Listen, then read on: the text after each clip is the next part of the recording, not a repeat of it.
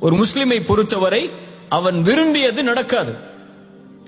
அல்லாஹ் எதை விதித்தானோ அவனுக்கென்று எது முடிவு செய்யப்பட்டிருக்கிறதோ அதுதான் வாழ்வில் நடக்கும். ஒரு முஸ்லிமை பொறுத்தவரை எது அவனிடத்திலிருந்து எடுக்கப்பட்டாலும், எது அவன் விரும்பியது நடக்காவிட்டாலும், அவன் தேடிய உறவு கைகூடாவிட்டாலும், அவனை பொறுத்தவரை அவன் மனதில் நினைப்பது அல்லாஹுடைய நாட்டத்தில் உள்ளது. என் இறைவன் எனக்கு எப்போதும் நலவைத்தான் நாடி இருப்பான்.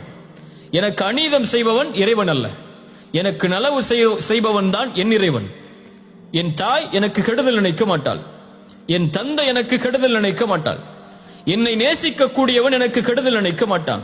அதுபோல்தான் என்னை படைத்தவன் இவர்களை விடவெல்லாம் மேலானவன்.